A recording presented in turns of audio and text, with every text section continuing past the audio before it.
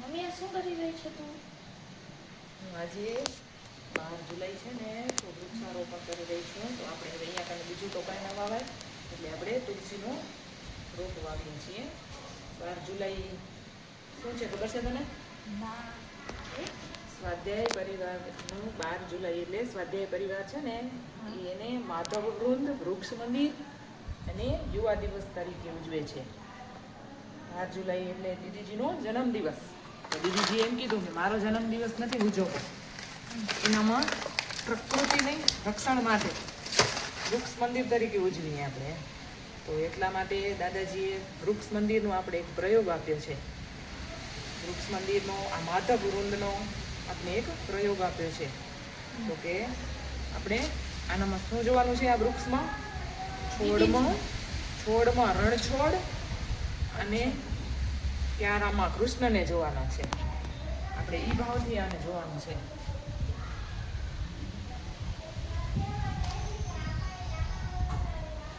સ્વાધ્યાય પરિવાર આખું અને વૃક્ષ મંદિર તરીકે જ ઉજવે છે.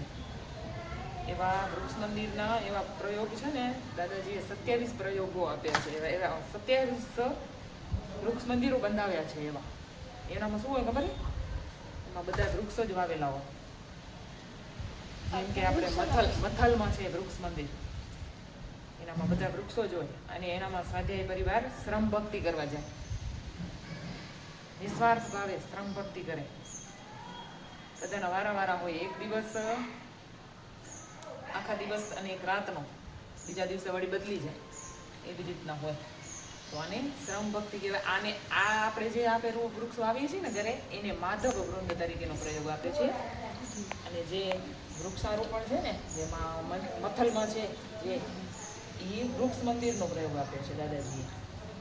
યુવાનોને યુવા કેન્દ્ર આપ્યું છે 12 જુલાઈ. એટલે આપણે 3 દિવસ તરીકે આપણે ઉજવીએ છીએ.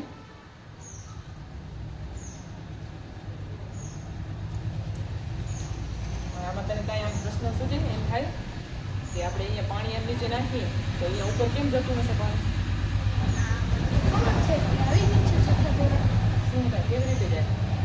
મૂળથી પાણીનું પોષણ ખેંચીને પાંદડામાં જાય. હા, તો પછી એ શેના દ્વારા થાય? કોણ કરે? મૂળ પર. એનામાં શું શક્તિ, એમ કઈ શક્તિ છે કે આ એવું કરી શકે? હા, તો એનામાં એ શક્તિ છે. આપણે 3-4 માળા ઉપર પાણી ચડાવવું હોય તો આપણે શું કરવું પડે? મોટરથી ચડાવવું પડે ને. હા, તો બસ આનામાં એટલી ઈશ શક્તિ છે. તો એ મૂળ દ્વારા ઉપર પાણી લઈ શકે છે. એટલે આપણે આમાં આપણે કૃષ્ણ જોવાના.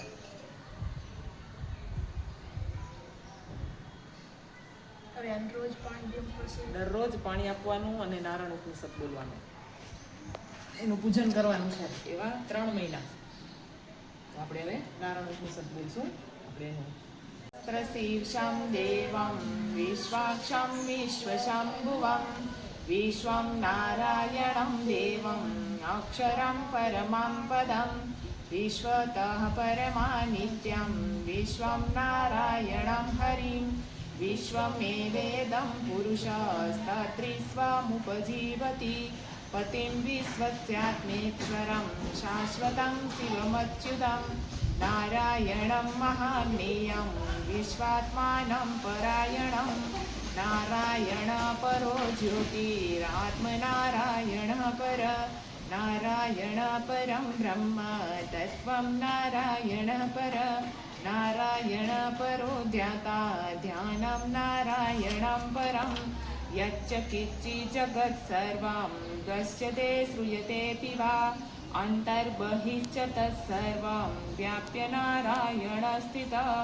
અનંતમ અવ્યયં કવિં સમુદ્રે तं વિશ્વશંભુવં પદ્મકોશ પ્રતિકાશં હૃદયં ચાપ્યધોમુખં અધો નિષ્ઠયાવિતસ્યાન્તે નાભ્યામુપરિ तिष्ठति ज्वालमालाकुलं भाति विश्वस्यायतनं महन् सततं शिलाभिस्तु लम्बत्याकोशसन्निभं तस्यान्ते सुशिरं सूक्ष्मं तस्मिन् सर्वं प्रतिष्ठितं तस्य मध्ये महान् अग्निर्विश्वाचिर्विश्वतोमुखः शोग्रभुग्विभजन्तिष्ठ नहारमजरकवि તીર્યગુર્વમધસાયી રસ્યમસ્યસ્તસંતતા સંતાપયતિ સ્વંદેહમપાદતલમસ્તક તસ્ય મધ્યે વહની શિખા અણિર્યોધ્યા વ્યવસ્થિત નીલતો યદમધ્યાસ્ત વિદ્યુલેખેવ ભાસ્વરા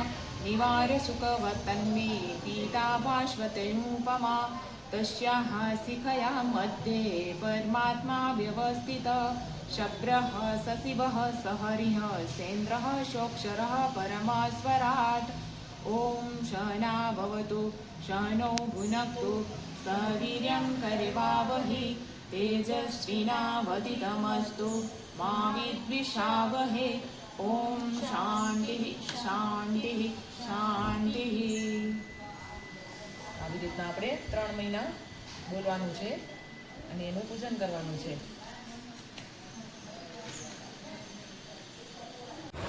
જય યોગેશ્વર બધાને.